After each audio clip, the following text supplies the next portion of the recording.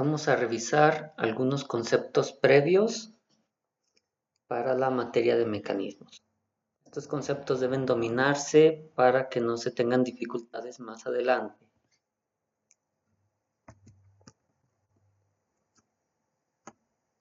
Bien, lo primero es estudiar lo que son los escalares y las magnitudes y diferenciarlos de lo que son los vectores.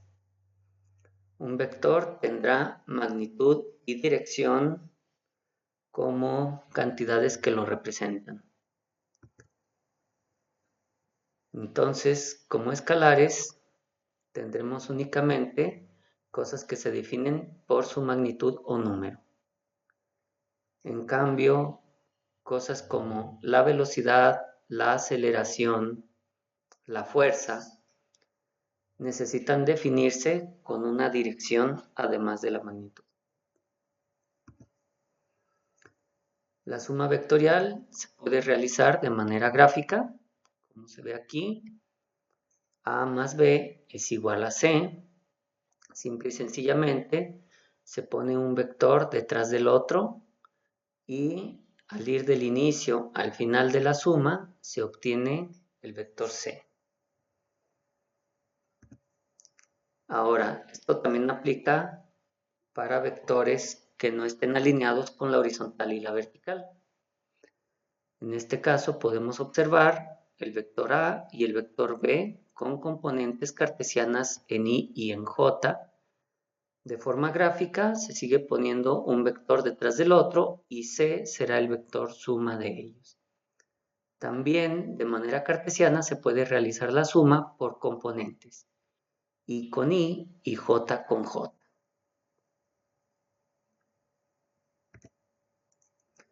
Ahora, de una manera más generalizada, nosotros vamos a aplicar la suma de los vectores siguiendo lo que se llama un lazo vectorial.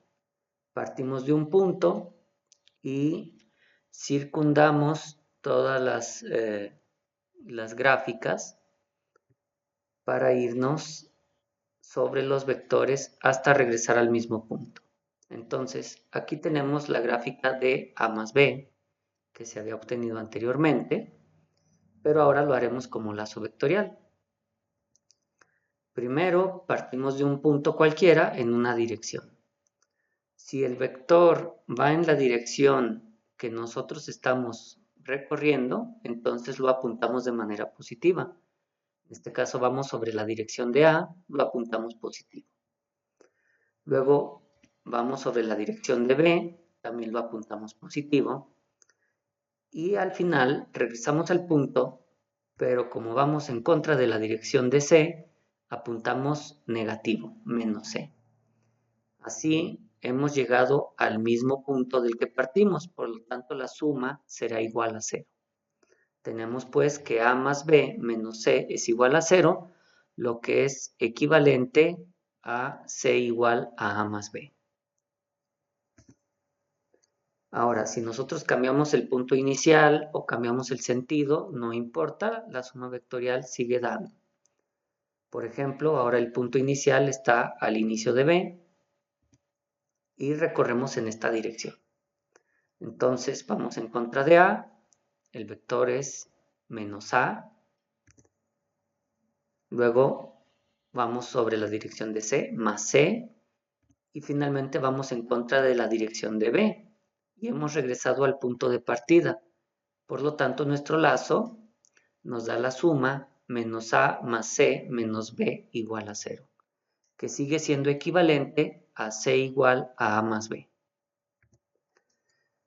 Esto lo podemos aplicar para una serie de vectores, como por ejemplo aquí tenemos A, B, C, D, E y F en distintos órdenes. Así que vamos a partir del punto rojo y a recorrer el camino en dirección antihoraria. En este caso, deben obtener la siguiente ecuación. B menos C más E menos F más A más D es igual a 0. Una vez que hemos establecido las ecuaciones vectoriales, podemos sustituir lo que es el vector en sus componentes cartesianas. En este caso, por ejemplo, tenemos un vector A y este se puede proyectar en la dirección X como un vector AX o en la dirección Y como un vector AY. O bien, A es igual a la magnitud AX en la dirección Y más AY en la dirección J. También se puede expresar con las componentes polares. Empleando un poco de trigonometría, nos queda que el vector A es la magnitud A en la dirección alfa, o en cartesianas, A por coseno de alfa en Y más A por seno de alfa en J. La sustitución de las definiciones de los vectores se tiene que realizar en cada vector de nuestra ecuación de lazo vectorial. Para esto se propone hacer la definición de componentes de los vectores que aquí se muestran. Esto se puede hacer aplicando trigonometría o bien con un poco de imaginación, rotando los vectores hasta que el ángulo de definición sea menor de 90 grados. Si el ángulo está definido respecto a la horizontal, entonces a la X le corresponderá coseno y a la Y el seno. Si el ángulo se define respecto de la vertical, entonces a la X le corresponderá el seno y a la Y el coseno. Por ejemplo, el primer vector que está aquí en rojo, si nosotros expresamos esto con un ángulo alfa menor de 90 grados, tendríamos una flecha apuntando en la dirección hacia la izquierda y arriba. Por lo tanto, sería negativo en X y positivo en Y. Entonces, negativo en X, positivo en Y. Ahora, como está respecto de la horizontal, sabemos que a la X le corresponde el coseno. Por lo tanto, este vector A se expresaría como la magnitud A por menos coseno de alfa más la magnitud A por seno de alfa. Uno en Y y el otro en J. Ya como vector quedaría menos A coseno de alfa en Y más A seno de alfa en J. Ahora, si se tiene inconveniente en girar el vector, se puede trazar aquí respecto de la vertical con un vector A, pero respecto de un ángulo que estaría aquí, alfa menos 90, y estaría respecto de la vertical. Sería equivalente, pero en lugar de usar alfa, se usaría alfa menos 90 y se emplearía para ángulo vertical. Hay que realizar algunos ejercicios para dominar esto. Queda de tarea realizarlos. También necesitaremos realizar la resolución de ecuaciones trigonométricas. Entonces vamos a distinguir las ecuaciones. En este caso, por ejemplo, tenemos una ecuación r por coseno de 8 igual a 5. Esta no es una ecuación trigonométrica, dado que la incógnita no está dentro de la función trigonométrica. Esta es una simple ecuación ordinaria en donde solo necesitamos despejar r. Y aquí tenemos su resultado. Si la incógnita está en solo una función trigonométrica, se puede hacer un cambio de variable y resolver como una ecuación cualquiera. Finalmente, despejaríamos la incógnita.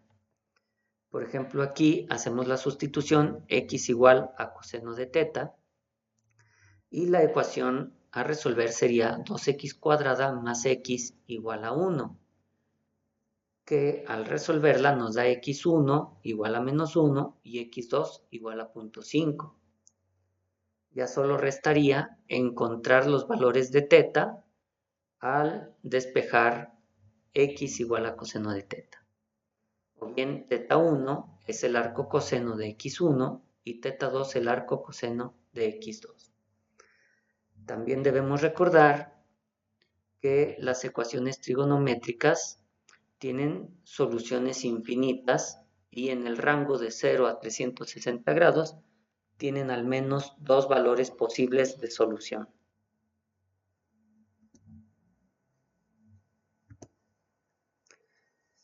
En el caso de que tengamos una ecuación trigonométrica, pero con varias funciones, podemos emplear identidades trigonométricas para cambiar todo a términos de una sola función.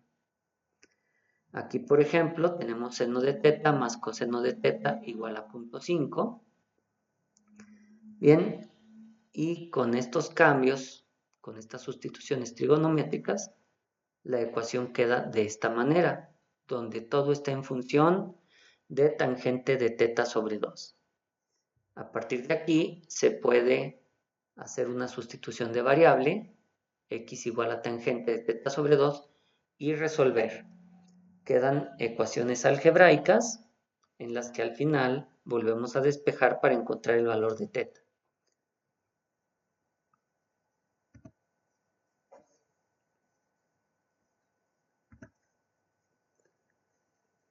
Ahora, si tenemos un sistema de ecuaciones, debemos revisar qué incógnitas tenemos y en base a esto definir el procedimiento de solución. Aquí, por ejemplo, tenemos un sistema de dos ecuaciones con dos incógnitas y vemos que las dos incógnitas están en las funciones seno y coseno. En este caso, podemos, por ejemplo, despejar una función de cada una de las ecuaciones. En este caso, de la primera despejamos coseno de A, en la segunda despejamos seno de A y se elevan las ecuaciones al cuadrado. Esto para aplicar la identidad trigonométrica de que seno cuadrado más coseno cuadrado igual a 1. Se aplica, se desarrolla, se suman las ecuaciones y finalmente obtenemos una ecuación que tiene una sola incógnita. Aquí podemos aplicar los procedimientos similares a lo que se vio anteriormente. Finalmente, después de resolver B, se puede regresar a cualquiera de estas ecuaciones y encontrar el valor de A. Recordemos otra vez que las funciones trigonométricas tienen al menos dos soluciones posibles en el rango de 0 a 360 grados. Ahora, el segundo caso es cuando tenemos las dos incógnitas en un solo término. Por ejemplo, A coseno de alfa y A seno de alfa. Como podemos ver, en un solo término están las dos incógnitas. En este caso, se puede despejar este término y dividirlo entre A. O bien, elevar al cuadrado y resolver. Similar a como se hace en esta parte del paso. Ahora, si tenemos una incógnita en el primero, que es trigonométrica, y en el segundo término la incógnita no es trigonométrica, se aconseja primero despejar B de una y sustituir en la otra ecuación. Y con esto ya nos queda una ecuación con solo una variable trigonométrica. Cuando las incógnitas son solo las magnitudes, el sistema en realidad es lineal, no es un sistema trigonométrico y por lo tanto se puede aplicar cualquier método de resolución de ecuaciones lineales. También en el curso aplicaremos derivadas, por eso se tiene aquí que repasar cómo se derivan las constantes, cómo se deriva un vector constante, cómo se deriva un producto y cómo se deriva una función.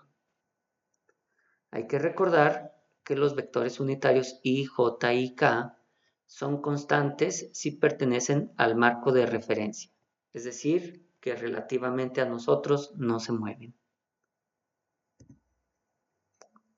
Por ejemplo, tenemos un vector r igual a xy más yj y presentamos sus derivadas.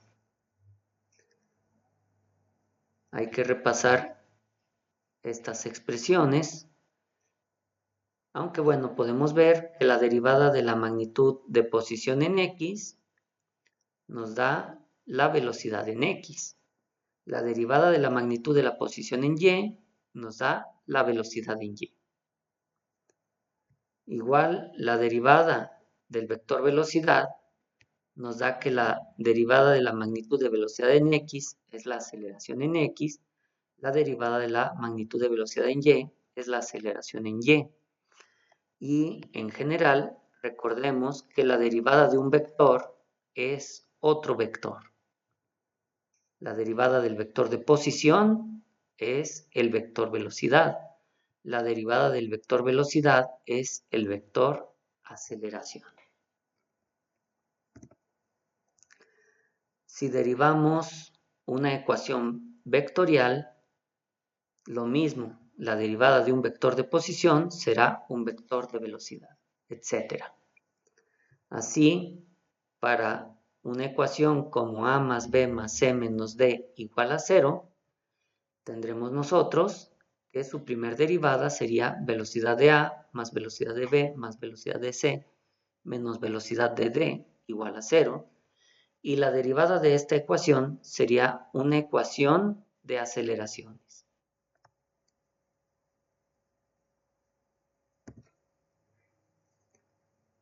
Aquí se dejan algunos ejercicios para repasarlo.